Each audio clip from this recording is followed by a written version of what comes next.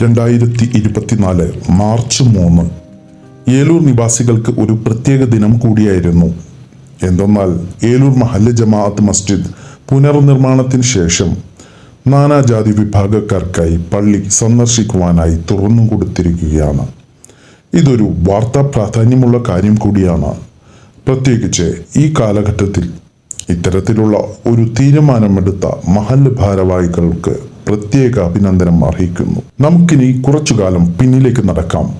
അതായത് 17-ാം നൂറ്റാണ്ടിന്റെ അവസാനം തിരുവിതാംകൂർ നാട്ടുരാജ്യത്തിന്റെ വടക്കേ അതിർത്തിയായ ഏലൂർ എന്ന ഗ്രാമത്തിൽ മണ്ടായപ്പുറത്ത് മൂപ്പന്മാരാൽ സ്ഥാപിതമായ ഏലൂർ പള്ളി മൂപ്പന്മാരുടെ 6 തലമുറകളോളം ഏലൂരിലെ പള്ളിയുടെ പരിപാലനം തുടരുകയും 1980 മുമ്പായി ജനകീയ പരിപാലന സമിതിക്ക് വിട്ടുകൊടുക്കുകയും ചെയ്തു. വെട്ടത്തു രാജസന്നിധിയിലെ പ്രധാനമന്ത്രിയായിരുന്ന മുഹിയുദ്ദീൻ മൂപ്പന്റെ മേൽനോട്ടത്തിൽ പണിതുയർത്തിയതായിരുന്നു ആദ്യകാല പള്ളി എന്നാണ് പറയപ്പെടുന്നത്. 2024 നാനാഭാഗത്തു നിന്നും ലഭിച്ച അകമഴിഞ്ഞ സഹകരണത്തിന്റെ പ്രതിഫലനമാണ് നമ്മളീ കാണുന്ന പുതിയ പള്ളി. പള്ളിയുടെ അകത്തളങ്ങളിലേക്ക് ഇനി നമുക്ക് കടന്നു ചെല്ലാം. ഇവിടെ മുൻകാല പള്ളി നിർമ്മാണത്തിന് നേതൃത്വം നൽകിയ മുഹിയുദ്ദീൻ മൂപ്പന്റെയും കുടുംബാംഗങ്ങളുടെയും ഖബറുകൾ സംരക്ഷിക്കപ്പെട്ടതായി കാണാം. ആ ഭാഗത്ത് തന്നെ മുൻകാലങ്ങളിൽ മയ്യത്ത് കൊണ്ടുവരുന്നതിന് വേണ്ടി ഉപയോഗിച്ചിരുന്ന സന്തോക്കും സൂക്ഷിക്കപ്പെട്ടിട്ടുണ്ട്. അതോടൊപ്പം തന്നെ മുൻകാല മിമ്പറും നമുക്ക് കാണാൻ സാധിക്കും. നമുക്കിനി പുതിയ പള്ളിയുടെ ബാക്കിയുള്ള കാഴ്ചകളിലേക്ക് പോയി വരാം. يا نفس إن لم تظفري لا تجزعي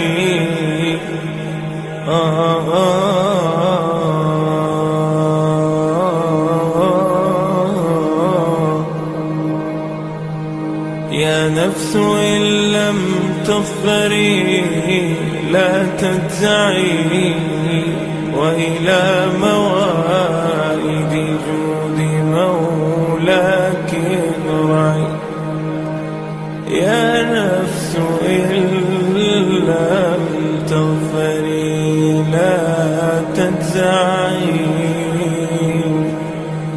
وإلى موائد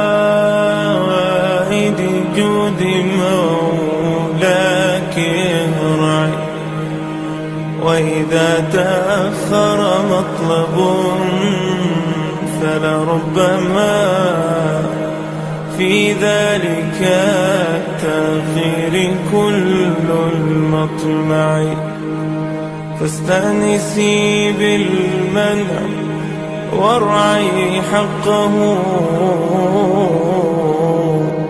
إن الرضا وصف المنيب الألمعي